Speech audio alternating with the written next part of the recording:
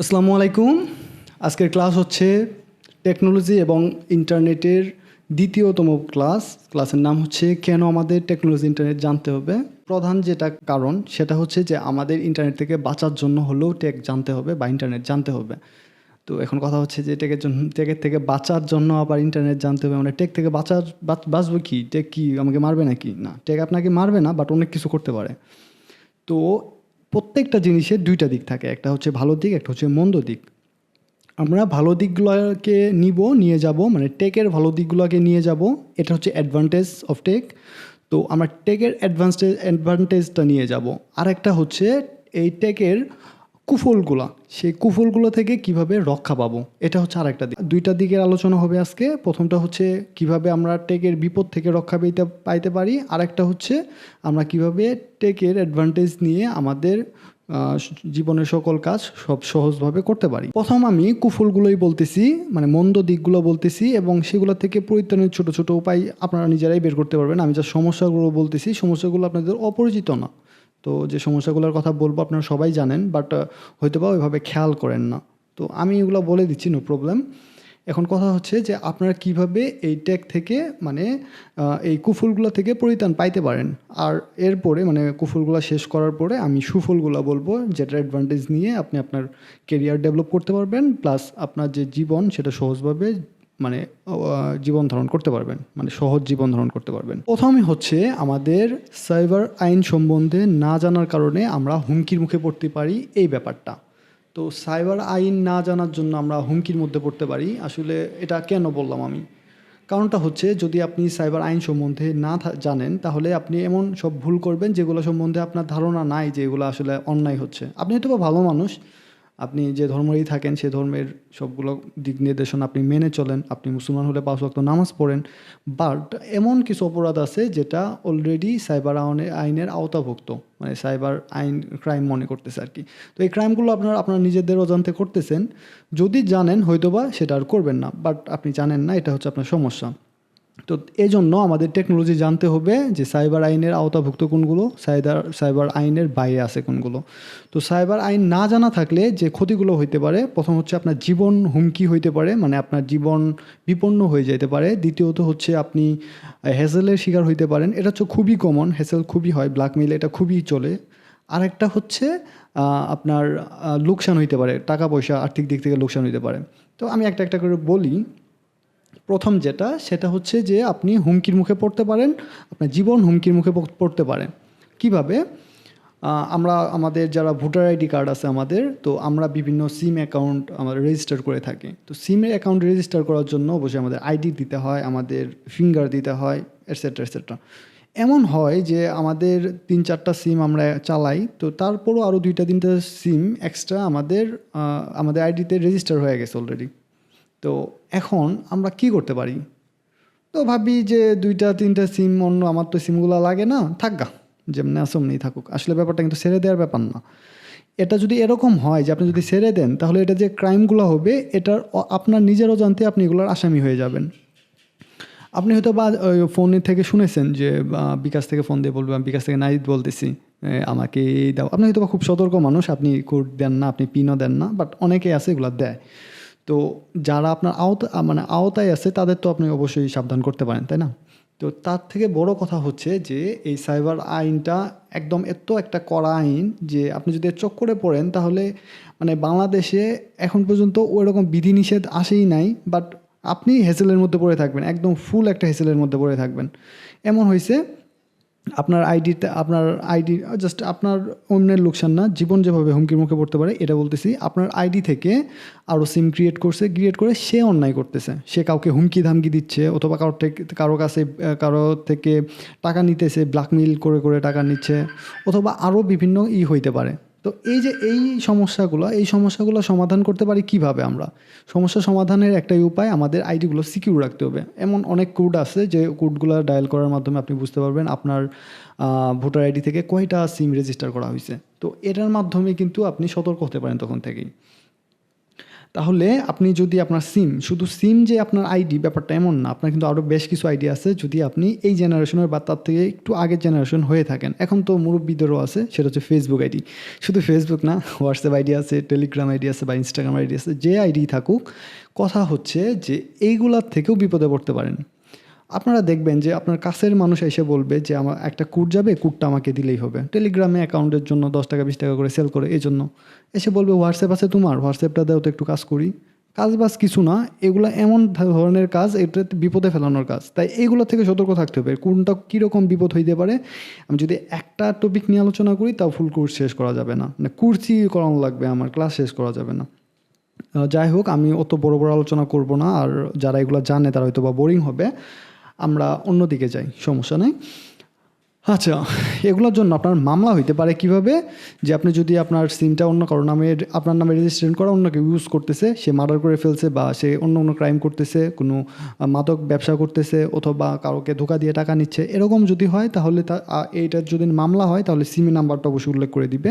SIM number উল্লেখ করা হইলে আপনার নামে একটা মামলা হয়ে যাবে অটোমেটিক। আপনি জানেন না যে এটার ক্রাইম আপনি করছেন কি না করছেন, তবে আপনি হ্যাসেলের মুখে পড়বেন। তো এই হ্যাসেল থেকে বাঁচার কিন্তু ছোট্ট উপায়, সেটা হচ্ছে যে সিমটা ডিসেবল করে দেওয়া, ডিসকানেক্টেড করে দেওয়া।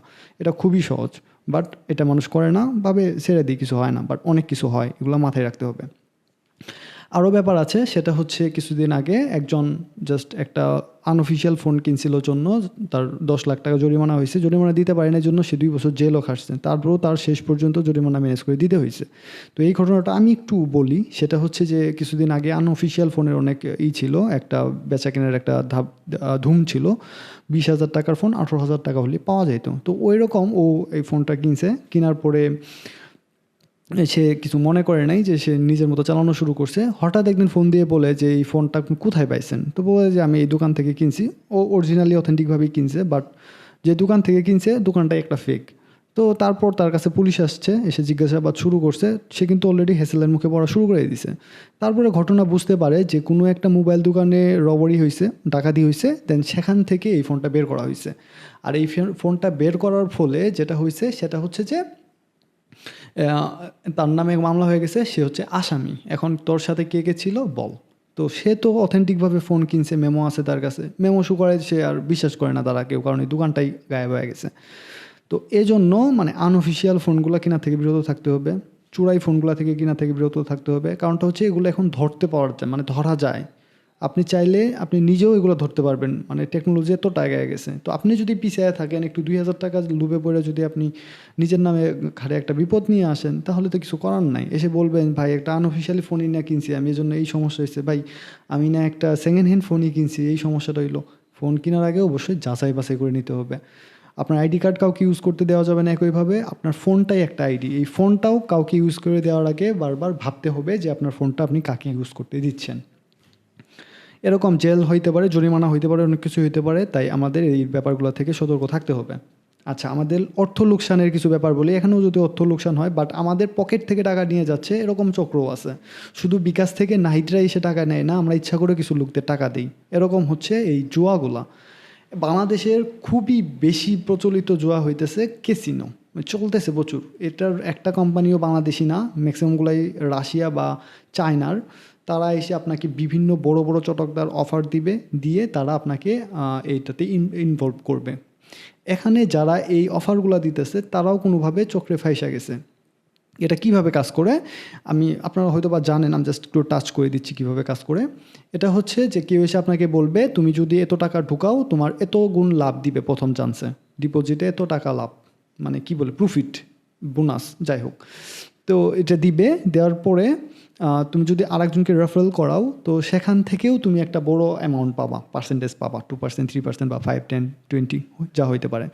তারপরে ও যদি আবার রেফারেল করা, ওটার জন্য তুমি টাকা পাবা।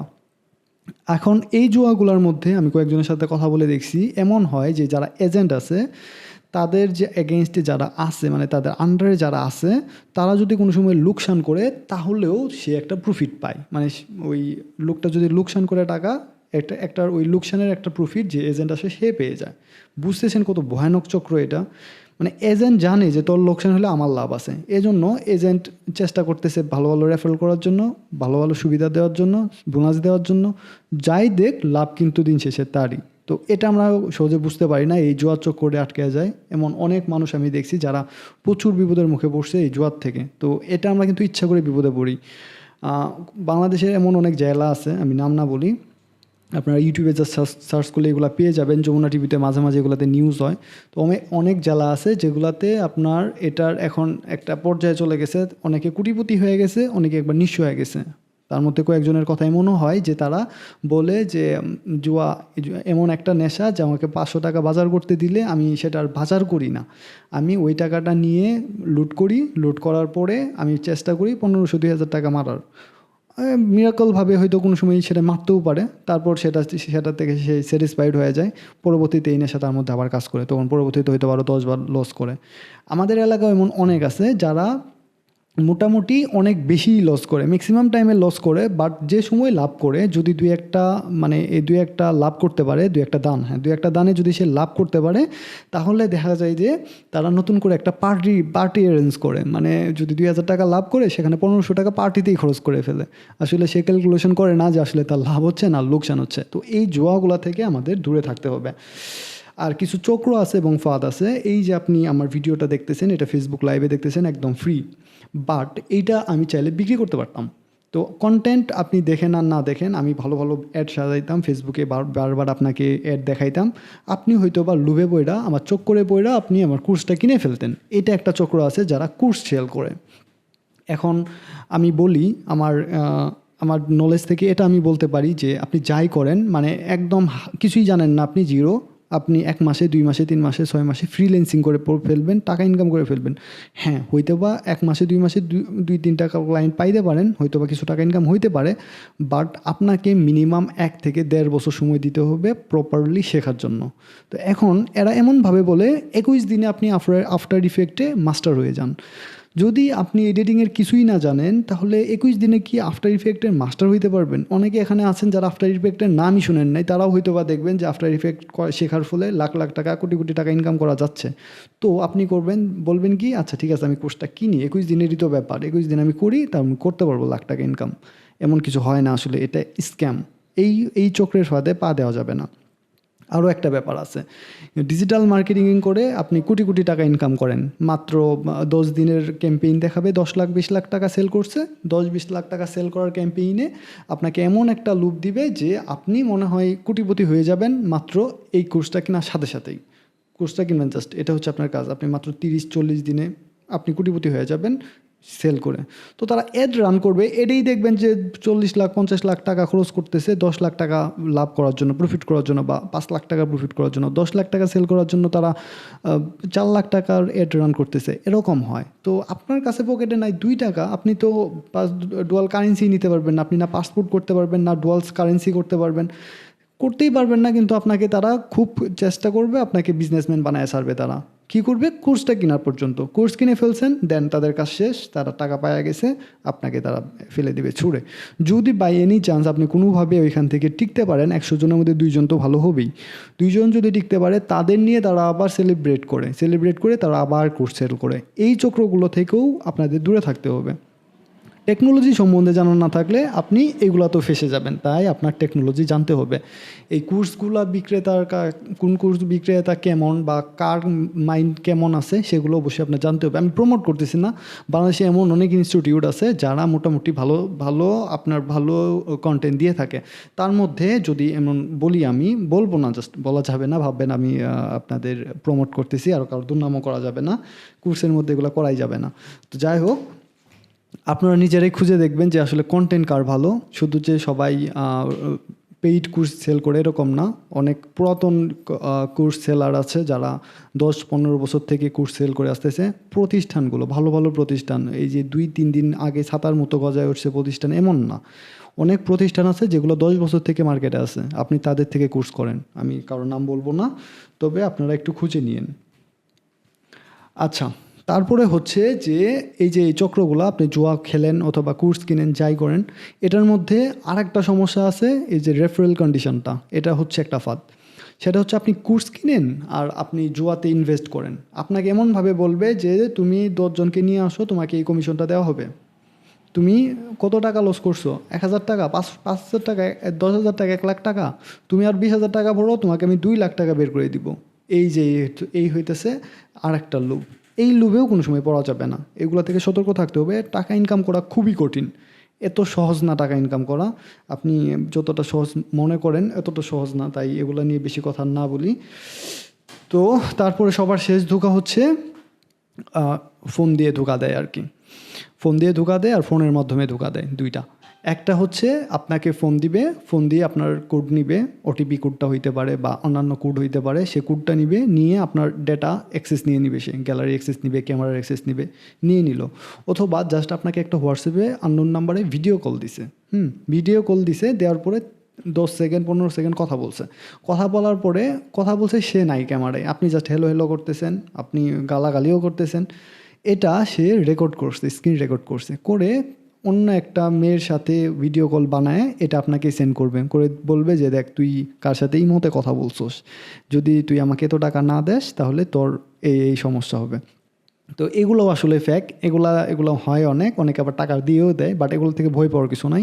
আপনার আইনের সহায়তা নিতে হবে, কারণ আপনি যদি সলিড থাকেন আপনাকে কেউ ফাঁসাতে পারবে না, তবে ফাঁসানোর চেষ্টা করবে। এগুলো আইন সম্বন্ধে আপনার জানতে হবে। আপনি যদি এরকম কোনো সময় হয় যে ব্ল্যাকমেলের শিকার হয়েছেন, আপনার ফেসবুক আইডি হ্যাক হয়ে গেছে, কারো থেকে টাকা মেরে নিছে এবং তারা আপনাকে এসে ধরতেছে, তখন আপনি এগুলোর আইনের সহায়তা নেবেন। আমাদের সাইবার টিম মোটামুটি অনেক শক্তিশালী হয়ে গেছে বাংলাদেশের, তো তারা আপনাকে হেল্প করতে পারবে। তো আর এই যে হ্যাকিংয়ের যে ব্যাপারটা, এর আরেকটা অন্যতম সমস্যা আছে, এটাও আমি একটু বলে নিই। সেটা হচ্ছে imo hack, Facebook hack, Messenger hack. এই যে এইগুলোতে আমরা আমাদের গোপন ডেটাগুলো সংরক্ষণ করি, এগুলো করা যাবে না। গোপন ডাটা সংরক্ষণ বলতে কি বোঝাচ্ছি আমি বলি, যে আমাদের এমন কিছু প্রাইভেট ফটোস থাকে, ভিডিওস থাকে বা অডিও ক্লিপ থাকে, ভয়েস রেকর্ড থাকতে পারে, যেগুলো আমরা হাইড করে রাখার চেষ্টা করি। আগে একটা সময় ছিল যে সময় আমরা অ্যাপ লক ইউজ করতাম, তারপর ডাটাগুলো রক্ষা করা যাইতো না। আমরা পেন ড্রাইভ ইউজ করতাম, মেমোরি কার্ড ইউজ করতাম ডাটাগুলো সংরক্ষণ করার জন্য। বাট হয়তো বা এটা রিক্সি মনে হইতো, কিন্তু আমরা সেফ মনে করি যে আমাদের ফেসবুকে একটা মেসেঞ্জার থেকে যদি একটা আইডি থেকে আরেকটা আইডিতে ওইটা মাইরা রাখি একটা ফটো, তাহলে তো কেউ পাবে না। এটাই ভাইবা আমরা একটা আইডি থেকে আমাদের আরেকটা আইডিতে একটা ফটো রেখে দিই, এটা স্টোরেজটা হয়ে থাকে হচ্ছে মেসেঞ্জারে। ইমোতেও সেম করি আমরা, হোয়াটসঅ্যাপেও সেম করি, টেলিগ্রামেও সেম করি, একই ব্যাপার। আমি একটাই উদাহরণ দিচ্ছি। বাই এনি চান্স যদি কোনোভাবে আপনার ফেসবুক আইডিটা হ্যাক হয়ে যায়, মেসেঞ্জারটা হ্যাক হয়ে যায়, তাহলে কি হবে? তাহলে ওই হ্যাকারটা আপনার এই ডেটাটা পেয়ে যাবে। আপনি যে ভয় পাচ্ছিলেন যে আপনার ঘরের কেউ দেখবে বা কাছের কেউ দেখবে, এই একই সমস্যা হইতে পারে দূরের কেউ দেখবে। তখন আপনি কি করবেন? সমস্যা সেম, বাট একটা হচ্ছে আপনার কাছের মানুষ, আর একটা হচ্ছে অপরিচিত মানুষ যাকে আপনি চিনেনও না, ইভেন সে আপনাকে ক্ষতি করতে চায়, জন্যই তো আপনার আইডিটা হ্যাক করছে, তাই না? তো সে আপনাকে ক্ষতি করতে চায়। তো এরকম যদি হয় সেক্ষেত্রে আপনি কি করবেন? এটা তো আরও বিরাট সমস্যা, তাই না? তো এখন কথা হচ্ছে, তাহলে এটা থেকে পরিত্রাণের উপায় হচ্ছে, আপনার এমন যদি কোনো ডেটা থাকে তাহলে অবশ্যই সেটা আপনার মেমোরি কার্ড বা পেন ড্রাইভে সংরক্ষণ করা উচিত। যদি না থাকে তো আলাদা ব্যাপার, যদি থাকে আমি বলি যে আপনাদের ফেসবুক পাসওয়ার্ডটাও একটা আইডি থেকে আর একটা আইডিতে মেরে রাখবেন না, এটাও না। আপনার কোনো মানে জাস্ট পাসওয়ার্ডগুলো আমরা অনেক সময় গুগলে সেভ করে রাখি, জিমেইলে সেভ করে রাখি, এগুলো করবেন না। মানে আপনাদের যে প্রাইভেট ডেটা যেগুলো আছে সেগুলো চেষ্টা করবেন যাতে সেভ জায়গায় থাকে, খাতায় লিখে রাখতে পারেন, ড্রয়ারে রেখে দিতে পারেন, অফলাইন রাখেন, এগুলো অনলাইন করেন না। অনলাইন আপনাকে যেমন সুবিধা দিচ্ছে তেমন অসুবিধারও কারণ হয়ে যেতে পারে। তো তার মানে আপনি যদি কোনো সময় হ্যাকিংয়ের শিকারও হন, তারপরেও আপনি বিপদে পড়বেন না। যদি না, হ্যাঁ বিপদ হইতে পারে, আপনি একটা ট্রাস্টেড পারসন, কেউ যদি বলে যে আমার বিপদ হয়েছে 1,000 টাকাতে, হয়তো অনেকে দিয়ে দিবে এরকম, এটা হচ্ছে আপনার একটা ভালো দিক, এটা খারাপ দিক না। কিন্তু আপনার যদি খারাপ কিছু থাকে, খারাপ কিছু বলতে আমি বোঝাচ্ছি প্রাইভেট কিছু থাকে, সরি, খারাপ কিছু না, এটা প্রাইভেট কিছু থাকে, এটা খারাপ মানুষের কাছে পড়ে গেলে কিন্তু খুব বিপদ হয়ে যাবে। তাই চেষ্টা করবেন যে এরকম কোনো ডাটা যেন এই প্ল্যাটফর্মগুলোতে আপনারা সংরক্ষণ না করেন। তারপরে আরেকটা মিসইউজ হইতে পারে আপনাদের বেশি কন্টেন্ট ইউজের জন্য। সেটা হচ্ছে এখন এমন একটা সময় চলে আসছে, আমরা যেখানে যাই সেখান থেকেই সেলফি ক্লিক করি, যেখানেই যাই সেখানেই এটা করি সেটা করি, প্রচুর পরিমাণ ফটো উঠি আমরা। তো সেলিব্রিটিরা, আপনারা দেখবেন সেলিব্রিটিরা এটা খুবই শিকার হয়, বাট তারা তো সেলিব্রিটি, যাদের কিছু আসে যায় না। কিন্তু আমরা যারা গ্রামে থাকি, আমাদের যদি এরকম কোনো বিপদ হয় তাহলে তো সমস্যা, তাই না? তো আপনার প্রোফাইল থেকে এগুলার ডাটাগুলা নিয়ে নিবে সে, অনেকগুলো অ্যাঙ্গেলের ফটো নিবে, নিয়ে এআইয়ের মাধ্যমে আপনাকে এমন একটা ক্যারেক্টার বানাবে আর এমন একটা খারাপ বলে দিচ্ছি, একটা প্রন একটা অ্যাক্টরের সাথে আপনাকে লাগায় দিবে, দিয়ে আপনাকে ব্ল্যাকমেল করবে। তখন আপনি কি করবেন?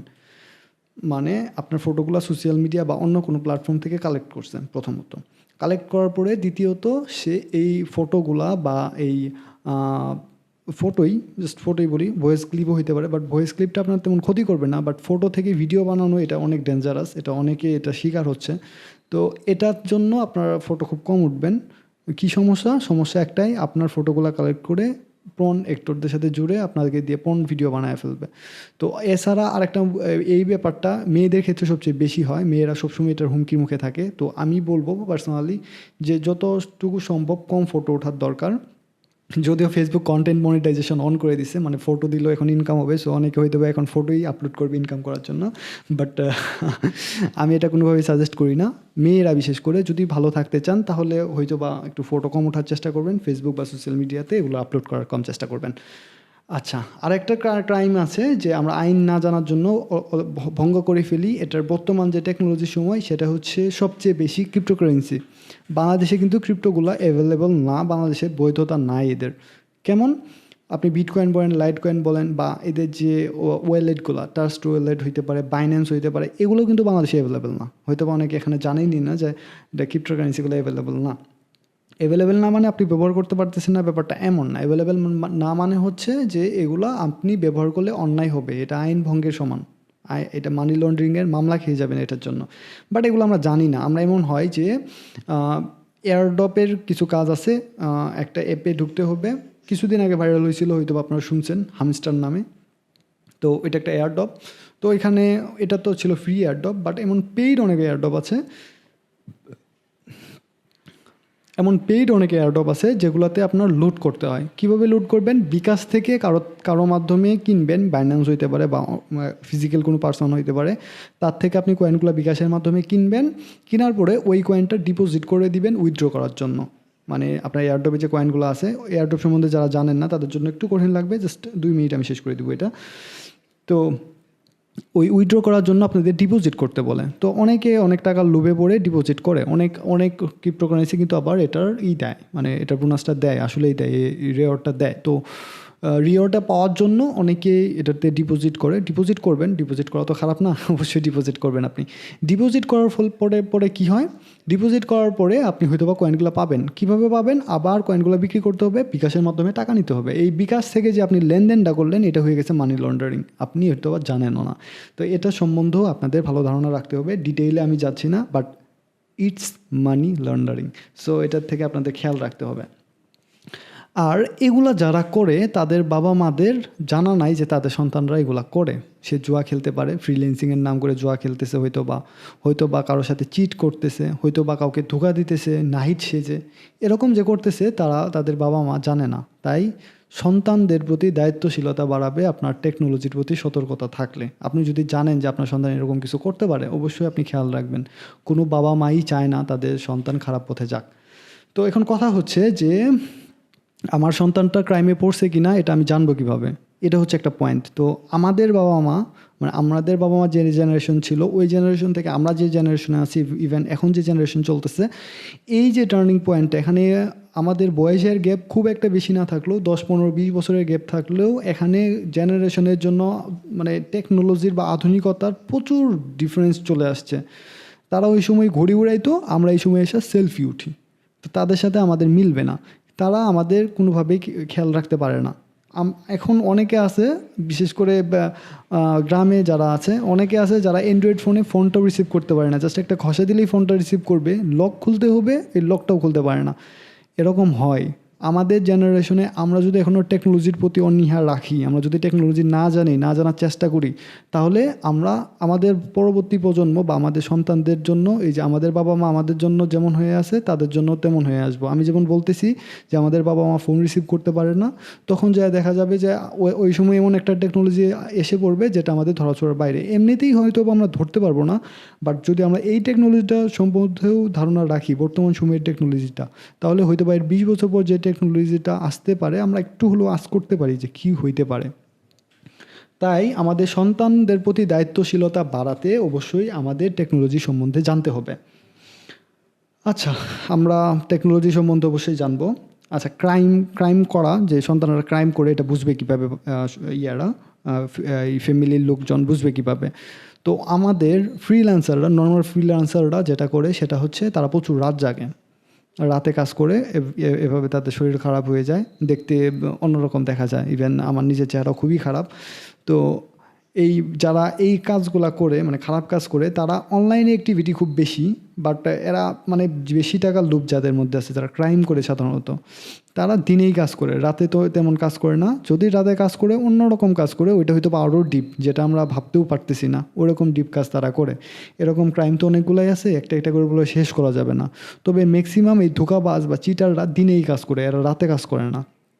তাই এদের দেখবেন যে সকালবেলা বা দুপুরবেলা এরা একটু কিছু করবে, টুকটাক টেফেল করবে, তারপরে তারা ভালো কাপড় চোপড় পরে ফিটফাট হয়ে ঘুরে বেড়াবে, ফেসবুকে স্ট্যাটাস দিবে, দূরে দূরে কোথাও ঘুরতে যাবে, এই করবে সেই করবে। এদের দেখলেই বোঝা যায় যে এরা টাকা পাচ্ছে না, সোনার খনি পেয়ে গেছে। আমি কিন্তু প্রথমেই বলেছি টাকা ইনকাম করা খুব সহজ না, টাকা ইনকাম করা কিন্তু অনেক কঠিন, তাই টাকা খরচ করাও কঠিন। যতই আপনি বেশি ইনকাম করেন না কেন, খরচ করতে অবশ্যই আপনার সমস্যা হবে। কিন্তু যদি আপনি টাকা ফ্রিতে পেয়ে যান, যদি আপনাকে কেউ গিফট করে কোনো জিনিস, তাহলে তো সেটা খুব আপনার ইউজ করতে কোনো সমস্যা নেই, তাই না? আমার একটা কাপড় অলরেডি আছে, এরপর আরও 5টা কাপড় কেউ আমাকে গিফট করছে, তাহলে তো আমি ওই কাপড়গুলোরে মিস ইউজ করবই, যেভাবে খুশি সেভাবে ইউজ করব। খারাপ হোক ভালো হোক, যেভাবে খুশি সেভাবে ইউজ করব। বাট যদি আমার কাপড়টা আমার টাকা দিয়ে কিনতে হতো, অবশ্যই আমি সেটা যত্ন করতাম। তাই যারা এই ক্রাইমের সাথে জড়িত আছে, তারা বেশিরভাগ টাইমটাই তাদের ফুর্তি রূপে কাটায় দেয়। আচ্ছা, তার মানে আমাদের ফ্যামিলিদের উচিত, আমাদের ফ্যামিলিদের উচিত আমাদের প্রতি তাদের লক্ষ্য রাখা, যে আমরা কীভাবে আয় করতে পারতেছি, এই আয়ের উৎসটা যেন তারা জানতে পারে। এই আয়ের উৎস থেকে তারা আইডিয়া নিতে পারবে যে সেটা ভালো নাকি খারাপ। আপনি যদি টেকনোলজি সম্বন্ধে না জানেন, এখন যদি এই জানার সময় এখন আপনার চলতেছে, এখন যদি আপনি না জানেন, তাহলে কিন্তু পরবর্তীতে আপনি নিজেই ফেঁসে যাবেন। আপনি বুঝতে পারবেন না যে আপনার সন্তান সৎ পথে না অসৎ পথে ইনকাম করতেছে। সুফল, এবার আমরা সুফল নিয়ে কথা বলি। সুফলের মধ্যে সবচেয়ে প্রথম যেটা আসবে সেটা হচ্ছে সময়ের সাথে চলা। টেকনোলজি আমাদের এমন সব দিয়েছে, যারা আমার গত ক্লাসে অ্যাটেন্ড করছিলেন অথবা গত ক্লাসটা দেখছেন বা শুনছেন, তারা হয়তো বা জানেন যে আমি টেকনোলজির যে রেভলিউশন সেটা কিভাবে আসলো, মানে এই যে যুগ থেকে এখন পর্যন্ত, শতাব্দীর পর শতাব্দী থেকে এখন পর্যন্ত কিভাবে আসলো, আমি একটা টাচ দেওয়ার চেষ্টা করেছি আপনাদের। এখন আরও দ্রুত গতিতে এগিয়ে যাচ্ছে টেকনোলজি। 2022 থেকে 25 পর্যন্ত, 2020 থেকে 25 পর্যন্ত অনেক কিছু আসছে যেগুলো আমরা কল্পনাও করতে পারি নাই যে এসব আসতে পারে। ইভেন অনেক জিনিস আছে যেগুলো এখন পর্যন্ত কল্পনা অতীত, হয়তো বা কালকে ঘুম থেকে উঠে দেখব বা শুনবো যে এটা এসে বসছে, এখন এগুলো চিন্তার বাইরে চলে যাচ্ছে। তাই আমাদের টেকনোলজি সম্বন্ধে যদি আমরা এখনও না জানতে চেষ্টা করি, আমরা যদি পিছিয়ে থাকি, আপনি যে পেশায় থাকেন, আপনি হইতে পারে আপনি কৃষি কাজ করতেছেন, আপনি ব্যবসা করতেছেন, আপনি টিচার, আপনি ফার্মেসিতে আছেন, অথবা আপনি কোনো ওষুধ কোম্পানিতে আছেন, যাই করেন না কেন, আপনার টেকনোলজির প্রতি ধারণা রাখতেই হবে। এটার অনেক অ্যাডভান্টেজ আছে, আমি অ্যাডভান্টেজগুলো আপনাদের একটু একটু করে বোঝানোর চেষ্টা করি, আশা করি আপনারা বুঝতে পারবেন। আধুনিকতার এই কল্যাণে জীবনটা অনেক সহজ হয়ে গেছে। কিভাবে সহজ হয়ে গেছে? অফিস সামলানোর একদম সব কাজ সহজ হয়ে গেছে। আমি খুব বেশি দূরে যাব না, আমি 2010 সাল থেকে এখন পর্যন্ত, 2015 সাল থেকে এখন পর্যন্ত আসি, তাই হবে 2015 সালে যখন অফিসিয়াল কাজগুলো করা হইতো, টাইপিং করা হইতো, ডাটা এন্ট্রির জন্য টাইপিং করা হইতো, বা কোনো ডকুমেন্ট কপি করা হইতো। কপি পেস্টের কাজ হচ্ছে আপনার এরকম যে কোনো ডকুমেন্ট টাইপ করতে হয়, কোনো একটা ডকুমেন্ট আছে ইংলিশে অথবা অন্য কোনো ভাষায়, সেটাকে টাইপ করে লিখতে হয়। এখন আপনার টাইপ করতে হবে না, এখন আপনি একটা ছবি তুলবেন, ছবি তুলে স্ক্যান করে দিবেন, দেন ওইটা অটোমেটিকলি ফটো টু টেক্সট হয়ে যাবে অনলাইনের মাধ্যমে। এটা কি আপনার উন্নতি মনে হচ্ছে না? একটা ফর্ম আগে কালেক্ট করতে হইতো, অফলাইনে একটা ফর্ম দিতে হইতো, এখন আপনি গুগল ফর্ম ইউজ করতে পারতেছেন। গুগল ফর্মের মাধ্যমে কি ফর্মটা অনলাইনের মাধ্যমে চলে যাবে, আপনি সব ডেটা সেখানে সাবমিট করতে পারবেন। 2010 সালে বা ওই সময়টাই, 2011 সালের দিকে বিকাশ আসে, বাট ওই সময় ট্রাস্টেড ছিল না। 14-15 সালের দিকে মোটামুটি একটা ভালো পর্যায়ে আসছে বিকাশ। ওই সময়ের আগে 2009 সালে বা 8 সালে যদি টাকা পাঠাইতো কেউ, বা ওই সময়টাই 2008-9 সালে টাকা পাঠাইলে কী করা লাগতো? হয়তো বা টাকা ডাক বিভাগে দিতে হইতো, বা যদি কেউ শহর থেকে গ্রামে আসতো টাকাটা পাঠাইতো, অথবা এরকম হইতো যে ওই মোবাইলগুলো আসছে, মোবাইল রিচার্জ করে ওই সময় যারা দোকানে মোবাইল রিচার্জ করে তাদের কাছে টাকা দিতে হইতো, 200 টাকা দিতে হইতো, তারা 10 টাকা বা 20 টাকা রেখে দিয়ে ওই বাকি টাকাটা দিয়ে দিত। বাট এটা এখন হাতের মুঠোয় চলে আসছে, সেকেন্ডে সেকেন্ডে টাকাটা ট্রান্সফার করা হচ্ছে, এখন সবাই করতেছে। আপনি করতেছেন না? অবশ্যই আপনিও বিকাশ ইউজ করেন, নগদ ইউজ করেন, বা এই মোবাইল ব্যাঙ্কিংগুলো ইউজ করেন। এখন আগে ব্যাংকে সিরিয়াল ধরে থাকতো টাকা ওঠানোর জন্য, আপনার রোগী যদি হাসপাতালে মরেও যাইতো, আপনি খুঁজি পাইতেন না, হয়তো বা টাকা ওঠানোর সিরিয়ালে পড়ে। এখন তা করতে হয় না, এটিএম বুথে যাচ্ছেন, টাকা উঠাচ্ছেন, নিয়ে আসতেছেন। এই ব্যাপারগুলো এটিএম বুথে যায় যে টাকা উঠাইতে হবে, যদি আপনি না শিখেন পারবেন কিভাবে? অবশ্যই আপনার এটা জানতে হবে, এটাই তো টেকনোলজির অংশ, এটাই তো টেকনোলজির অ্যাডভান্টেজ। এখন সময় বাঁচতেছে, শ্রম বাঁচতেছে, অনেক কিছু হচ্ছে, অনেক লাভ আছে এখানে। এই প্রযুক্তির উন্নতি যে হচ্ছে এটা আমরা তখনই বুঝতে পারবো। আমরা অনেকেই আছে গ্রামের, আমরা অনেকেই থাকি গ্রামে, যারা এই টেকনোলজির উন্নতিগুলো বলতেই পারি না। ইভেন আমি এখন পর্যন্ত মেট্রো রেলে উঠিই নাই, মেট্রো রেলে আমার এখনও ওঠার সৌভাগ্য হয় নাই। এখন এই যে মেট্রো রেলে যদি আমি না উঠি, মেট্রো রেলটা আসলে কীভাবে কাজ করে বা মেট্রো রেলটা চলে কীভাবে, হয়তো বা আমি ইউটিউব বা কোনো আর্টিকেল থেকে দেখে নিতে পারবো, বাট আমার যে একটা ভিতরের যে একটা তৃপ্তি সেটা কিন্তু আসবে না। তাই এই প্রযুক্তিগুলোর যে উন্নতি আমি বুঝতে পারি না ওইভাবে। আমার বুঝতে হলে সেটা ব্যবহার করতে হবে। আপনি আমাকে দেখতেছেন ফেসবুক লাইভের মাধ্যমে, বা যেভাবেই দেখতেছেন ইউটিউবের মাধ্যমে দেখেন, যেভাবেই দেখেন আমাকে, এই যে আপনি আমাকে দেখতেছেন এত দূর থেকে, আগে এটা করার জন্য আমাকে আমার বাসায় আসতে হতো, ঘন্টার পর ঘন্টা থাকতে হতো। আমরা যারা টিউশনি করছি ছোটোবেলায় বা টিউশনি করাইছে, অনেক সময় আমি নিজেও যখন পড়ছি আর কি ওই সময়টাই যাই, ওই সময় আমরা কী করতাম, একটা ম্যাথ সলভ করার জন্য একটা টিচারের বাড়ির পিছে পিছে মানে টিচারের বাড়ির পর বাড়ি যাইতে হইতো, তার পিছে পিছে ঘুরতে হইতো, অনেক কিছু করতে হইতো একটা ম্যাথ সলভ করার জন্য বা একটা কিছু জানার জন্য। এখন এরকম করতে হয় না, আপনার এআই আপনার ম্যাথটাও সলভ করে দিবে। যত কম্পিটিটিভ ম্যাথ হোক না কেন সেটা আপনার সলভ করে দিবে এআই। তাই এই প্রযুক্তির উন্নতি আমরা তখনই বুঝতে পারবো যখন আমরা এই প্রযুক্তিগুলোর ব্যবহার করব। তাই আমাদের প্রযুক্তির ব্যবহার করতে হবে, এটা করতে আপনি বাধ্য। শুধু প্রযুক্তি জানলেই সুফল, না জানলে ক্ষতি, এরকম না। আসলে এটার যে দিকগুলো আছে আমি সেটা বলি, বাহ্যিক যে দিকগুলো। আপনি যে সময় ভিডিওটা দেখতেছেন, এখন যদি লাইভ দেখে থাকেন তাহলে এই সময়টা ঈদের আগের সময়টায়, আজকে 28 তারিখে টিকিট ছেড়েছে এবং আমাদের ঈদটা হবে 1-2 তারিখের ওই দিকে। 28 তারিখের টিকিট ছাড়ছে, প্রচুর ধুম পড়ে গেছে টিকিট কাটার, আজকে অনলাইনে ঢুকাই যেতেছিল না। তো যারা এই টিকিটগুলা কাটতে পারে না, যারা টিকিট কাটার অভ্যাস নাই, যারা জানে না এটা কিভাবে করতে হয়, যারা জানে তারাই পাচ্ছে না, যারা জানে না তারা কী পাবে? নিশ্চয়ই তারা পাবে না। তাই এখানে কিন্তু আপনি বাধ্য, আপনার এই টিকিট কাটাটা শিখতে হবে যে অনলাইনে টিকিটটা কিভাবে কিনতে হয়। শুধুমাত্র ট্রেনের টিকিটের ব্যাপারটা এরকম না, আপনি এয়ারপোর্টের যে কাজগুলো আছে সেগুলো অনলাইনের মতো করতে পারেন। আপনি এখানে বসে কক্সবাজারের হোটেল বুক করতে পারেন, আপনাকে লাগেজ নিয়ে হোটেলে ঘুরতে হবে না, আপনি আগে থেকে বুকিং দিয়ে যাইতে পারবেন। এগুলো হচ্ছে টেকনোলজির অবদান, আপনার এগুলো জানতে হবে। টাকা ট্রান্সফার, মানি ট্রান্সফার যেটাই বলেন, ব্যাংক ব্যালেন্স সামলানো, এগুলো ঘরে বসে করা যায়। ব্যাংক চেক করার জন্য, ব্যাংকের ব্যালেন্স চেক করার জন্য ব্যাংকে যাইতে হয় না, যা ওদের থেকে জেনে নিতে হয় না। আপনি মোবাইলের মাধ্যমে একটা অ্যাপ আছে, অ্যাপটার মাধ্যমে আপনি রিফ্রেশ করে, সবগুলা ব্যাংকের অ্যাপ আছে, রিফ্রেশ করে দেখতে পারবেন। শুধু তাই না, আপনি যদি কোনো এফডিআর করে থাকেন, আপনি যদি কোনো সঞ্চয়পত্র কিনে থাকেন, সেখানেও কিন্তু আপনি এই প্রফিটটা আসলো কি না আসলো এগুলোও দেখতে পারবেন। আর সবচেয়ে ইন্টারেস্টিং যে ব্যাপারটা আমি শেয়ার করতেছি, এটা একটু মাথায় রাখেন। আপনি যদি এখন সঞ্চয় করতে চান, যেটাকে আমরা বলি ডিপিএস, এটাও আপনি বিকাশ থেকে করতে পারেন। আপনার বাড়িতে কিস্তির লোক এসে বসে থাকবে না, আপনি টাকাটা রাখবেন ডিপিএসের সেভিংসের মধ্যে রাখবেন, টাকাটা তারা অটোমেটিকলি সময় মতো কেটে নিবে। সেটা 12 তারিখ হতে বা 13 তারিখ, আপনার সময় মতো একটা ডেট দিয়ে দিবেন, ওই ডেটের আগে টাকা রাখবেন, তারা টাকাটা কেটে নিবে। মানে আপনার এই ডিপিএস করতে চাইতেছেন, আপনি সঞ্চয় করবেন, কোনো ব্যাংকে যাইতে হবে, বা টাকাটা কিভাবে জমা করবেন একটা হ্যাসেল, বা আপনি কোনো কাজে আসেন কোনো একদিন, হয়তো বা 12 তারিখে আপনার কিস্তির লোক আসে আপনার টাকা সঞ্চয়টা কালেক্ট করতে, বাট সেই দিন আপনি থাকতে পারতেছেন না, 12 তারিখে আপনি কোথাও চলে যাবেন। তো তখন কি হবে? তখন আপনি হয়তো বা থাকলেন না, কিস্তিটা মিস হয়ে গেল। অফলাইনের অসুবিধা, সে লোকটা তো বাড়িতে আসতেছে, তারও একটা অসুবিধা। এটা যদি এরকম হয় যে টাকা কারো দিতে হবে না, আপনি অনলাইনে করে ফেলছেন, টাকাটা সে অটোমেটিকলি কেটে নিবে, এবং তারপর যখন আপনার এটা ম্যাচিউর হয়ে যাবে তখন টাকাটা আপনার ব্যাংকে, আপনার অ্যাকাউন্টে চলে আসবে, আপনি পাশের কোনো দোকান থেকে সেটা তুলতে পারবেন। আপনার ব্যাংকের কোনো ঝামেলাই নেই, ব্যাংকে যাইতেই হবে না আপনার। তো এটা কি সুফল না? হ্যাঁ, বিকাশের যে সেভিংসটা, আমি বিকাশে প্রমোট করতেছি না প্লিজ, এটা মনে করেন না কেউ আবার। বিকাশের যে সেভিংসটা, এটাতে আপনি যখন ক্যাশ আউট করবেন, ওই ক্যাশ আউটের কোনো চার্জ নাই। 50,000 টাকা যদি আপনার ম্যাচিউর হয়ে যায়, 50,000 টাকা আপনার জমছে, দেন ওটা আপনি উইথড্র করবেন, ওইটার আপনার লাভ দিতে হবে না। 50,000 টাকা ক্যাশ আপনি পেয়ে যাবেন। 50,000 টাকায় যে ক্যাশ আউট চার্জটা আসে, ওইটা আপনার লাগবে না। এটা কিন্তু অনেক একটা ভালো দিক। যদিও বিকাশ আমাকে এখন পর্যন্ত স্পন্সর করে নাই, হয়তো বা করবে কিছুদিনের মধ্যেই।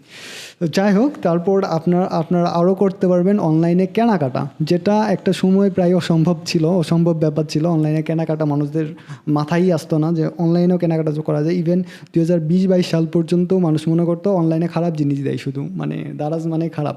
কোনো কিছু যদি ভালো হয় তার একটা খারাপ ভার্সন, যেমন শাহরুখ খান হচ্ছে রিয়েল পারসন, শাহরুখ খানের মতো দেখতে কেউ যদি আসে তাকে বলবে যে শাহরুখ খান ফ্রম দারাজ, মানে দারাজ হচ্ছেই খারাপ। ব্যাপারটা কিন্তু এরকম না আসলে। শুধু দারাজ না, এরকম অনলাইনে অনেক বিজনেস আছে। ইভেন আপনি নিজেও এখন ব্যবসা করতে পারেন। এই সুযোগ সুবিধাটা শুধুমাত্র টেকনোলজির সুবিধাই পেয়েছেন, আর এটা আরও ডেভেলপ হচ্ছে। আপনি যদি এখন এটাতে ইনভলভ না হন তাহলে অনেক পিছিয়ে আছেন। প্রথমত আপনার অনলাইনে কেনাকাটা করতে হবে, দ্বিতীয়ত অনলাইনে আপনার বিক্রি করতে হবে। সেটা আপনি যাই বিক্রি করেন, আপনি ডিজিটাল প্রোডাক্ট, এই যে আমার মতো কথা বিক্রি করতে পারেন, অথবা আপনি কোনো ফিজিক্যাল প্রোডাক্ট, এই যে আমার পাশে একটা গাছ আছে, আপনি দেখতেছেন কিনা আমি জানি না, এই গাছটাও বিক্রি করতে পারেন। যেটা খুশি সেটা বিক্রি করতে পারবেন। তার মানে অনলাইনে যেমন আপনি চাইলে খুব সহজে কেনাকাটা করতে পারবেন, তেমনি অনলাইনে খুব ভালোভাবে ব্যবসাও করতে পারবেন। বাট আপনি যদি এগুলো না জেনে থাকেন তাহলে তো আপনার সময় লেগে যাবে শিখতে। তাই আপনার আগে শিখতে হবে। তো এখন এইটা শেখার জন্য কোথায় যাবেন? খুব সহজ বুদ্ধি। আপনি গুগলও সার্চ করার দরকার নেই, আপনি জাস্ট ইউটিউবে যাবেন, অনলাইনে কেনাকাটার সহজ উপায় কী, এটা। এছাড়া আমার যে কোর্সটা আপনি দেখতেছেন, এই কোর্সের একটা স্পেসিফিক ভিডিওই কোর্সই থাকবে, ক্লাসই থাকবে। আমার এই কোর্সের স্পেসিফিক একটা ক্লাস থাকবে যেটা হচ্ছে অনলাইনে কেনাকাটা করার জন্য। তো ওই ক্লাসটা আপনি অ্যাটেন্ড করে নিন, আমি আপনাকে শেখাবো কীভাবে ভালোভাবে কেনাকাটা করতে পারবেন, কোনো সময়ই ঠকবেন না। আর এছাড়া কীভাবে আপনি চাইলে একটা বিজনেস দাঁড় করাতে পারবেন। আপনি যেখানে এই ভিডিওটা দেখছেন, যদি ইউটিউব ফেসবুক লাইভে হয়ে থাকে, যেখানে না, আপনি যদি ফেসবুক লাইভে দেখে থাকেন তাহলে এটার ফলোয়ার দেখেন মোটামুটি অনেক বেশি আছে। এটা আমার একটা বিজনেস ছিল, তো এটাতে আমি কনভার্ট করে এখানে চলে আসছি। তো ইনকাম করা যায় না, ব্যাপারটা এমন না। এছাড়া অনলাইনে আরও বেশ কিছু জিনিস আছে, প্যাসিভ ইনকামের সুযোগ রয়েছে। তো প্যাসিভ ইনকামের দুইটা দিক আমি বলি। প্যাসিভ ইনকাম বলতে কোন ইনকাম, যেটা বসে বসে ইনকাম করা যায়। সবচেয়ে সহজ প্যাসিভ ইনকাম হচ্ছে সুদ খাওয়া। সুদ তো মুসলমানদের জন্য হারাম, বাট সুদটা হচ্ছে সবচেয়ে ভালো প্যাসিভ ইনকাম। এখানে আপনার কোনো কাজ করতে হবে না, আপনি 1,000 টাকা কাউকে দিবেন, 100 টাকা লাভসহ পরে ফেরত নিয়ে নেবেন। এটার থেকে তো সহজ কোনো ব্যবসা নাই, এটা একদম রিস্ক ফ্রি একটা সুদের ব্যবসা। বাট এটা তো করা যাবে না। অনলাইনে এমন অনেক ব্যবসা আছে যেটার মাধ্যমে আপনি ভালো ইনকাম করতে পারেন। আপনি যদি গ্রাফিক্সের কোনো কাজ করতে পারেন আর কি, শিখেন কোনো সময়, গ্রাফিক্সের কাজ শেখার দরকার নেই। আপনার কাছে যে ফোনটা আছে, এটা দিয়ে যদি ফটো ওঠান, ফটোটা এডোবি স্টক বা শাটার স্টক বা এই স্টক সাইটগুলোতেও যদি বিক্রি করেন, তারপরেও আপনি ভালো একটা অ্যামাউন্ট নিতে পারবেন। এছাড়া ভেক্টর ডিজাইন করতে পারেন, যারা ইলাস্ট্রেটর সম্বন্ধে জানেন, ভেক্টর ডিজাইন করতে পারেন, অথবা আপনাদের টি শার্টের যে ডিজাইনগুলো, এগুলোও আপনারা চাইলে বিক্রি করতে পারেন। মানে যদি এখানে ম্যাক্সিমাম লোকগুলোই আমার অডিয়েন্স হচ্ছে ফ্রিল্যান্সার হবে, তাদের ট্রেনিং করানো হচ্ছে। তো এই ফ্রিল্যান্সাররা এখানে যদি কেউ থেকে থাকেন যে আপনারা ফ্রিল্যান্সিং করতে চান গ্রাফিক ডিজাইনের উপর, তো সেক্ষেত্রে আপনার গ্রাফিক্সের অনেক কিছু করতে হবে। আর এইগুলো আপনি চাইলে বিক্রি করতে পারেন, তাও প্যাসিভ ইনকাম আকারে, মানে বিক্রি হতে থাকবে। যত দিন এটা বিক্রি হবে তত দিন আপনার ইনকাম হবে। এটা বিক্রির পর বিক্রি হতেই থাকবে, এটার বিক্রির কোনো শেষ নাই। এগুলো ডিজিটাল প্রোডাক্ট, এটা নিয়ে কেউ শেষ করতে পারে না। আপনি যদি একটা ইবুক লিখেন, তো এই ইবুকটা আপনি একটা অ্যামাউন্ট ধরে সেটা বিক্রি করে দিতে পারেন। জাস্ট একটা যদি অ্যাড রান করেন ফেসবুকে, অথবা আপনি যদি ফেমাস পারসন হয়ে থাকেন, সেক্ষেত্রে তো আরও ভালো। তাহলে তো দেখা যাচ্ছে যে আপনি একটা বই যদি লিখেন, বই আপনি লিখেন আর অন্য কেউ লিখে, জাস্ট আপনার নামে যদি লেখা হয়, পাবলিশ করে দিবেন, সেটার বিক্রি হতে থাকবে। আপনার ওটা নিয়ে কোনো টেনশন করতে হবে না, বিক্রির পর বিক্রি হতে থাকবে। এটাই হচ্ছে প্যাসিভ ইনকাম। এই টেকনোলজি আপনাকে প্যাসিভ ইনকাম করার সুযোগ দিচ্ছে ডিজিটাল প্রোডাক্টের মাধ্যমে। আপনার কোনো প্রোডাক্ট এমন কোনো প্রোডাক্ট না যেটা একবার বিক্রি করবেন আর বিক্রি করা যাবে না, এমন প্রোডাক্ট না। ডিজিটাল প্রোডাক্ট, সেটা আপনার কোর্স হইতে পারে, সেটা আপনার কোনো ডিজাইন হইতে পারে, সেটা ফটো হইতে পারে, কোনো মিউজিক হইতে পারে। এই টাইপের অনেক কিছুই আছে যেগুলো আমরা হয়তো আস্তে আস্তে এই প্যাসিভ ইনকামের যে কোর্স বা ক্লাসগুলো আসবে, ওই সময় হয়তো বা ডিটেল আলোচনা করব। তারপরেও যদি আপনার জানার এখন ইচ্ছা থাকে, তাহলে প্লিজ আপনি ইউটিউবে যা প্যাসিভ ইনকামের যে ব্যাপারগুলো আছে একটু জেনে নেন, যে কী প্যাসিভ ইনকাম করা পসিবল টেকনোলজির মাধ্যমে। আচ্ছা, এরপর আমরা কাজের ক্ষেত্রে যে টেকনোলজি আমাদেরকে সুবিধা করতেছে, আমি প্রথমেই বলেছি যে অফিসিয়াল যে কাজগুলো সেগুলো খুব সহজে করা যায়। আমাদের ডাটা এন্ট্রি সহ হিসাব নিকাশের কাজগুলো করা যায়। তো যে এক্সেলের কাজগুলো ছিল, পাওয়ার পয়েন্টের কাজগুলো ছিল, আরও অনেক বিভিন্ন ওয়েব পেজ রয়েছে, সেগুলোর যে কাজগুলো ছিল আপনার মাইক্রোসফট অফিস, আমি জাস্ট মাইক্রোসফট অফিসের কথাই বলতেছি। এখানে হয়তো বা অনেকে কম্পিউটার চালাইতেও পারে না, তারা হয়তো বা তাদের কাছে কঠিন হয়ে যাবে। এর থেকে সহজভাবে তো এখানে বোঝানোর উপায় দেখতেছি না আমি, তারপরেও বুঝাইতেছি। এই যে ডাটাগুলা জাস্ট আমরা ডাটাগুলো যাকে সেভ না করলেও চলে যেত। আমরা একটা ভিডিও এডিট করে রাখছি কোনো একটা সফটওয়্যার দিয়ে, অনেকটুকু ভিডিও এডিট করছি, বাট সেভ করতে মনে নাই আমার, কারেন্ট চলে গেছে, আমার ডাটা সব শেষ, আমার প্রথম থেকে আবার এডিট করতে হয়েছে। এমন অনেক হয়েছে আমার জীবনে। আমি কোনো ডাটা কালেক্ট করতেছি, নাম ধরে ধরে লিখতেছি যে ফারুক 500 টাকা, আশিক 200 টাকা, মারুফ 300 টাকা, এইভাবে আমি লিখতেছি। বাট এই সময় আমার কারেন্ট চলে গেছে, সব ডাটা শেষ, আমার নতুন করে আবার ডাটা লিখতে হয়েছে। বাট এখন এটা আর হয় না। আপনি যদি গুগলের ইউজ করেন, আপনি এক্সেলও এখন এটা অনলাইনে এসে পড়ছে যদিও, তারপর আমি গুগলের কথা বলতেছি, গুগল শিটস ইউজ করেন বা গুগল ওয়ার্ড ইউজ করেন, তাহলে সেখানে আপনি যদি লেখেন এটা অটোমেটিক সেভ হয়ে যাবে অনলাইনে সুবাদে। শুধু টেকনোলজি আপনাকে এই সুবিধাটা দিচ্ছে। তার মানে আপনার হিসাব নিকাশ থেকে শুরু করে লেখালেখি যা করেন এগুলো অটোমেটিক সেভ করে দিচ্ছে এখন। তার মানে আগে যে কষ্টগুলো হইতো এই কষ্টগুলো কিন্তু এখন আর হচ্ছে না। তো এছাড়াও আপনি ডাটা অ্যানালাইসিস এবং পর্যবেক্ষণ করতে পারবেন। আগে আমরা যদি কোনো লিস্ট করতাম, 100 জনের লিস্ট করতাম, এর মধ্যে যদি বের করতাম যে টি শার্ট সাইজটা বের করব, এক একজন ফর্ম জমা দিছে, কেউ জমা দিছে এক্সএল, কেউ জমা দিছে এক্স, কেউ জমা দিছে এল মানে লার্জ সাইজ, কেউ দিছে এম মিডিয়াম সাইজ, যেই দিক এক একজন এক একটা দিছে, ফর্মগুলোর লিস্ট আগে আমার কাছে আসছে। তখন আমি কি করতাম, তখন আমি একটা করে ফর্ম নিতাম, নিয়ে লিখতাম, লিখে লিখে আমি বের করতাম যে কতজন এক্স, কতজন এল, কতজন এম, এটা বের করতাম আমি লিখে লিখে। এখন এটা করতে হয় না। আপনি একটা শিটে যদি ডাটাগুলো থাকে আপনার, আপনি ফিল্টার করতে পারবেন। ফিল্টার করে শুধু এক্স এক্স বা এলটাকে সিলেক্ট করে দিবেন, যে লার্জ সাইজের কতজন আছে, কী কী নাম আছে, কী কী ডিটেইলের আছে, সবগুলো বের করে ফেলবেন। কোনো বিজনেসের, আপনি একটা কোম্পানিতে আসেন, স্যালারি বা কোম্পানির যে সেল জেনারেট করার পর এগুলোও কন্ট্রোল করা যায় এখন এই সফটওয়্যারগুলো দিয়ে। আপনার বিজনেসের নামে আপনি সফটওয়্যার বানিয়ে নিতে পারেন, অথবা আপনি নাও শুধু গুগলের হেল্প নিতে পারেন, অথবা ফ্রি অনেক রিসোর্স আছে সেগুলোর হেল্প নিতে পারেন। নিয়ে আপনি ডাটাগুলো রাখবেন, জাস্ট একটা একটা করে রেখে দিবেন। বছর শেষে কোনো ডাটা অ্যানালাইজারকে ভাড়া নিতে হবে না আপনার ডাটাগুলো বের করে দেওয়ার জন্য। আপনি নিজেই ফিল্টার করে বের করতে পারবেন কোন মাসে কতটুকু সেল হয়েছে, কত % সেল ইনক্রিজ হয়েছে বা ডিক্রিজ হয়েছে। এই ডাটা অ্যানালাইসিসগুলো এখন এই টেকনোলজির সুবাদে খুব সহজে করা যায়, কয়েক মিনিট বা কয়েক সেকেন্ডের মাধ্যমে। তো এটা দিচ্ছে শুধুমাত্র টেকনোলজি। এছাড়া আপনি যেটা সবচেয়ে বেশি পান এখন, পেয়ে গেছেন অলরেডি, সেটা হচ্ছে এআই, আর্টিফিশিয়াল ইন্টেলিজেন্ট। চ্যাটজিপিটি বলেন আর ডিপসিক বলেন, আমি ভিডিওটা ছাড়ার পর হয়তো বা আরও অনেক কিছু চলে আসবে। তো গুগলের জেমিনি আছে, তারপরে কোপাইলট রয়েছে হচ্ছে মাইক্রোসফটের। তো এই যে এআইগুলো আছে, এই এআইগুলোর কাজ হচ্ছে আপনার কিছু প্রয়োজন হলে সেটা বের করে দেওয়া। তো এদের মাধ্যমে আপনি আইডিয়া জেনারেট করতে পারবেন। আপনি একটা বিজনেস দাঁড় করাইতে যেতেছেন, বাট বুঝতেছেন না যে বিজনেসটার আপনার পরিকল্পনাটা কীভাবে সাজানো উচিত, বা আপনি যে যারা ইনভেস্ট করবে তাদের কাছে কোনো ফর্ম দিতে পারতেছেন না, অথবা তাদের কাছে যে একটা ইনভাইটেশন পাঠাইতে পারতেছেন না। আমাদের ছোটোবেলা থেকে কিন্তু আমাদের আবেদন করা শিখাইছে, আমাদের চিঠি লেখা শিখাইছে, অনেক কিছু করা শিখাইছে ছোটোবেলায়, হয়তো বা এখন এগুলো চলে কিনা স্কুলে আমি জানি না। তো এই লেটারগুলা বা এই চিঠিগুলা আপনি যদি চান যে অমুকের বরাবর তুমুকের বরাবর একটা এই ধরনের চিঠি আমার লাগবে, তো এই ফরম্যাটটা ওরা এআইটা আপনাকে দিয়ে দিবে, আপনার আর মুখস্থ করতে হবে না। আমি এমন অনেক মার খাইছি যে ফর্মাল বা ইনফর্মাল যে লেটারগুলো আছে, এই চিঠিগুলা লেখার জন্য লিখতে পারতাম না, আমি বুঝতাম না যে কার পরে কী লিখবো, কীভাবে গুছিয়ে লিখতে হয়। বাট এখন আপনি যান এআই, জাস্ট লিখবেন যে আমি উমুকের বরাবর এই চিঠিটা লিখতে চাই, কিভাবে লিখব, আপনাকে এআই লিখে দিবে। এই আইডিয়া জেনারেটটাও আপনি করতে পারবেন এই এআইয়ের যুগে এসে টেকনোলজির মাধ্যমে। শুধু তাই না, আপনি একটা পেজ ক্রিয়েট করছেন, পেজের টাইটেলটা কী দিবেন, পেজের লোগোটা কেমন হওয়া উচিত, ডেসক্রিপশন কী হবে, অ্যাবাউটে কী আসবে, কন্ট্যাক্টে কী কী দিতে হবে, বা আবার কন্ট্যাক্টের জন্য আপনার কী কী লাগবে, কী কী ইনফরমেশন আপনার লাগবে একটা বিজনেস রেডি করতে, কত টাকার ডিপোজিটের মাধ্যমে কোন বিজনেস আপনি রেডি করতে পারেন, এই আইডিয়াগুলোর জন্য আপনার কারো কাছে যেতে হবে না। এগুলোও টেকনোলজি আপনাকে খুব সহজে বুঝাইয়া দিবে। আচ্ছা, এটার মাধ্যমে যেটা করলাম যে আমরা এআইয়ের, শুধু এআই না, আমরা টেকনোলজির মাধ্যমে অনেকগুলা প্রযুক্তির উন্নতির ফলে অনেকগুলা দিক পাইছি, ভালো দিকগুলা, যেগুলোর মাধ্যমে আমরা নিজেরা আমাদের সময় বাঁচাতে পারি, ইভেন আমরা নিজেরা সেটেল হইতে পারি। আর এছাড়া আপনার বিজনেস প্রসার করতে পারেন এটার মাধ্যমেই, এই টেকনোলজির মাধ্যমে। আপনার এখন পর্যন্ত অনেকে রয়েছে যাদের বাংলাদেশে যারা আছে বিজনেসের পেজ নাই, বিজনেসের ওয়েবসাইট নাই, বাট হয়তো বা কিছুদিনের মধ্যে হয়ে যাবে, কারণ বাইরের দেশগুলোতে বিশেষ করে আমরা যারা কাজ করি বিভিন্ন দেশের, বিভিন্ন আমেরিকায় বা কানাডার বিভিন্ন ক্লায়েন্টের কাজ করি, দেখা যায় তাদের ওইখানে প্রত্যেকজনের নিজেদের পার্সোনাল একটা করে ওয়েবসাইট আছে, বিজনেসের একটা ওয়েবসাইট আছে। তাদের যে যদি একটা সিঙ্গেল একটা দোকান থাকে, অনেকের তো দেখি, অনেকের আমি কাজ করছি যে 4 দোকানের ওয়েবসাইট লাগে, 4 দোকান চালাইতেছে।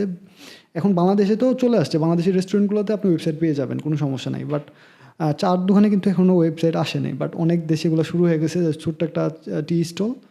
অনেক দেশে, সব দেশে তো এই টি স্টলটা এভাবে চলে না, কফি স্টল চলে, যে কফিগুলো রেস্টুরেন্টে বিক্রি হয় ম্যাক্সিমাম। তো তাদের এখানে নিজেদের ওয়েবসাইট আছে, তারা রিভিউ জেনারেট করে, কালেক্ট করে, তাদের মাধ্যমে এই অনলাইনের মাধ্যমেই তারা বিজনেসের প্রসার ঘটায়। বাট বাংলাদেশে এখন ওইভাবে আসে নাই। আপনার ফেসবুক আইডি আছে, এটাই তো বেশি, আপনার নামে আবার আপনার নামে আবার পেজ, আপনার নামে আবার ওয়েবসাইট, এটা অনেক ব্যাপার। আর দেখা যায় যে আমাদের দেশে সবচেয়ে বেশি সমস্যা যেটা, সেটা হচ্ছে আমাদের এসে বলে যে একটা ওয়েবসাইট বানাইতে কত টাকা লাগে, কত টাকা নিবা। একটা ওয়েবসাইটে ডোমেইন হোস্টিং লাগে। তো এটা আমি জাস্ট অফ টপিক, এটা জাস্ট বোঝানোর জন্য বলতেছি। ডোমেইন হোস্টিংটা রিনিউ করতে হয় বছরের পর বছর। তো পরের বছরে যায় যখন তার ওয়েবসাইট বন্ধ হয়ে যায়, তখন এসে বলে আমি তোমাকে এত টাকা দিলাম, তোমার ওয়েবসাইট গায়েব হয়ে গেছে কেন? বুঝেই না যে তাদের ওয়েবসাইটে ডোমেইন হোস্টিংটা রিনিউ করতে হয়। এগুলো বুঝতে হবে, এগুলো বোঝার জন্য আপনার টেকনোলজি জানতে হবে। তো টেকনোলজির যে খারাপ দিকগুলো ছিল আমরা ক্লাস শেষ করে দিব, যারা বের হয়ে যাইতে চান বের হইতে পারেন। আর যারা এই ব্যাপারগুলো জানেন আমি তাদের কাছে দুঃখ প্রকাশ করতেছি যে এর বাইরে আর কঠিন কিছু আপনাদের দিলাম না, কারণ এখানে আমার অনেক ছোটো ছোটো স্টুডেন্ট আছে। তো ইন্টারনেটের যে ক্ষতিকর দিকগুলো আমি জাস্ট একবার রিভিশন করে নিচ্ছি যে কি কি ছিল এখানে। আপনার সুফল আর কুফল দুইটা দিকে আমি দেখাইছি, যে বিপদ থেকে কিভাবে রক্ষা পাইতে পারি আর এর অ্যাডভান্টেজ কীভাবে নিতে পারি। কুফলের মধ্যে জীবনের হুমকি ছিল, সাইবার আইনগুলো আমাদের জানতে হবে, এরকম একটা ব্যাপার ছিল। আমরা মামলা খাইতে পারি নিজেদের অজান্তেই, আমাদের জরিমানা হইতে পারে, জেল হইতে পারে, অথবা আমরা যদি প্রপার ধারণা না রাখি তাহলে আমাদের অর্থ লোকসান হইতে পারে। লাইক আমরা যদি অর্থ লোভ করি তাহলে আমাদের টাকা নিজেদের পকেট থেকে দিয়ে দিব, আমরা টেরও পাবো না। অফলাইনে যেটা হয় যে একটা ঠিকানা দিছে আপনাকে, ঠিকানা দিয়ে বলতেছে ভাই এই জায়গাটা কোন জায়গায়, আপনি ঠিক কাগজটা নিছেন, সে একটা কাগজের পিছনে টুকা দিছে, দেন আপনি তার বসে চলে গেছেন। এই যে শয়তানের বাতাস বাই টাইপের কোনো একটা কেমিক্যাল দিয়ে আপনাকে তারা বশ করে সব কিছু আপনি দিয়ে দিচ্ছেন নিজের ইচ্ছাতেই। অনলাইনেও এটাই হচ্ছে, আপনি জানেনও না যে আপনাকে কি একটা ফু দিয়ে দিছে, কি একটা বাতাস ধরাইয়া দিছে, যে আপনার পকেট থেকে টাকা অটোমেটিকলি তাদের কাছে চলে যাচ্ছে আপনার মাধ্যমেই, আপনি টেরই পাচ্ছেন না। এরকম হয়, শুনছেন হয়তো বা, যে কোনো এক রিক্সাওয়ালা চালাইতে চালাইতে যাইতেছে কোনো এক জায়গায়, তারপরে সামনে একটা দেখে যে সোনার টুকরা সহ একটা চিঠি পড়ে আছে। সে তো পড়াশোনা জানে না, যাত্রীকে দিচ্ছে, ভাই দেখেন তো কি।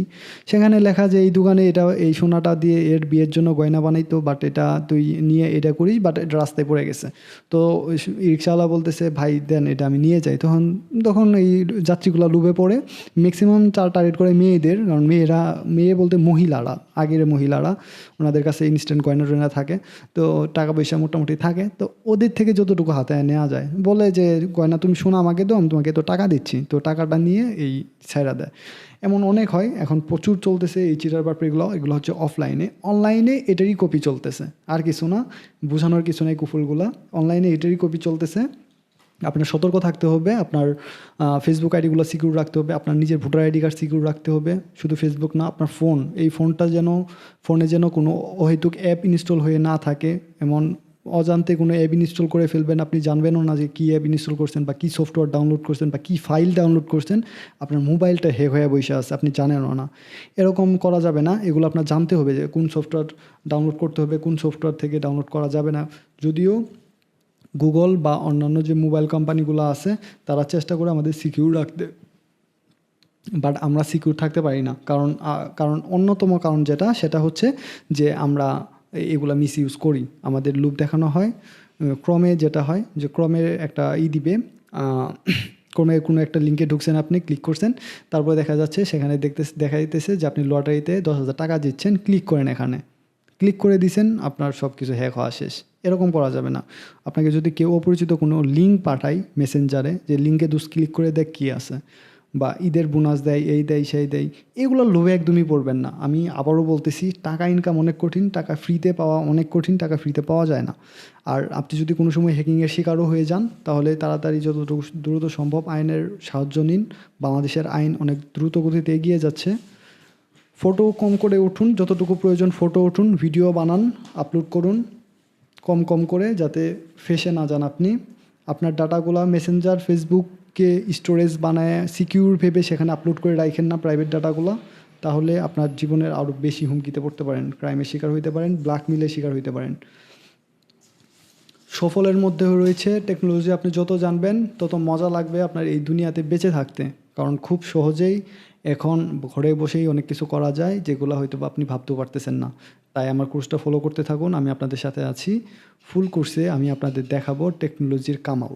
আশা করি আপনারা আমার সাথে থাকবেন। ধন্যবাদ সবাইকে আমার সাথে জয়েন করার জন্য।